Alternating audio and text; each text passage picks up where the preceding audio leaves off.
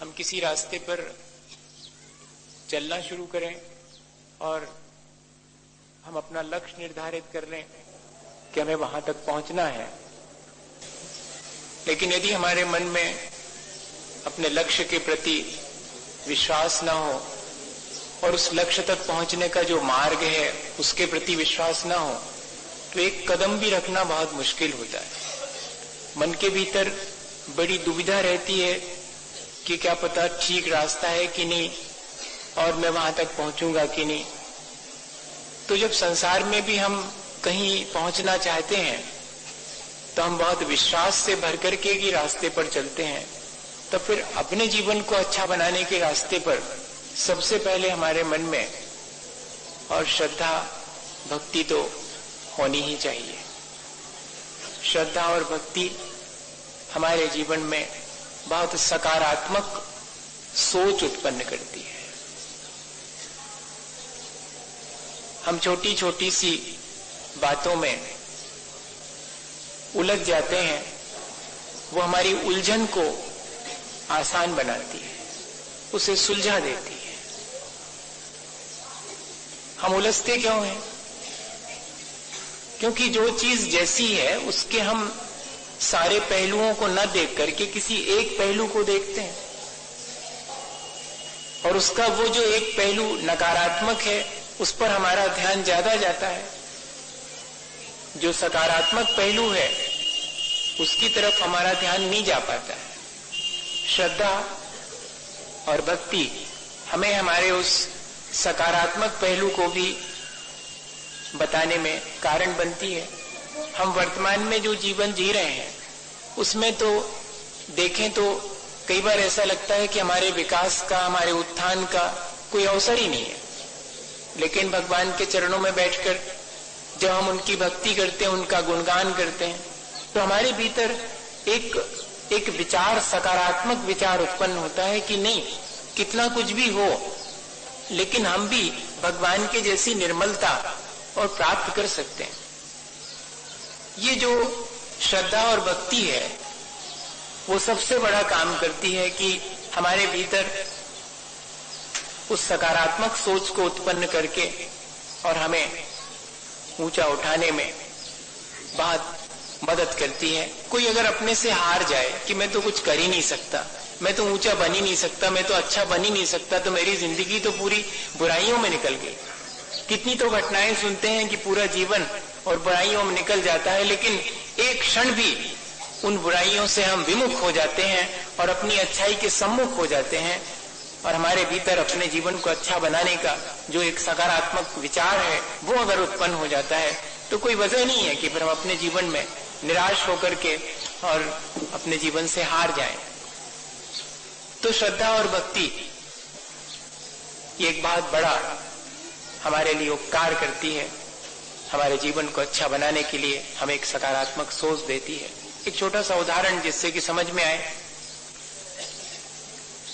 एक राजा का बहुत प्यारा मंत्री था, लेकिन उस मंत्री की एक बात पर राजा को जरा ठीक नहीं मालूम पड़ती थी कि कभी भी कुछ भी हो जाए, भला बुरा, मंत्री के मुंह से यही निकलता था कि जो भी होता है अच्छे के लिए ही होता है।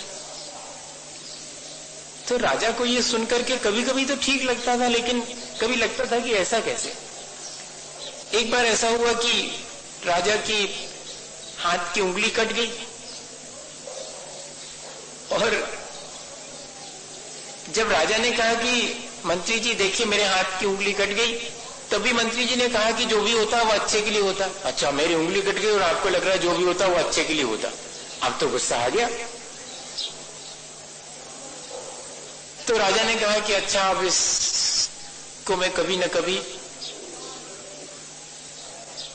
इसके लिए बताऊंगा।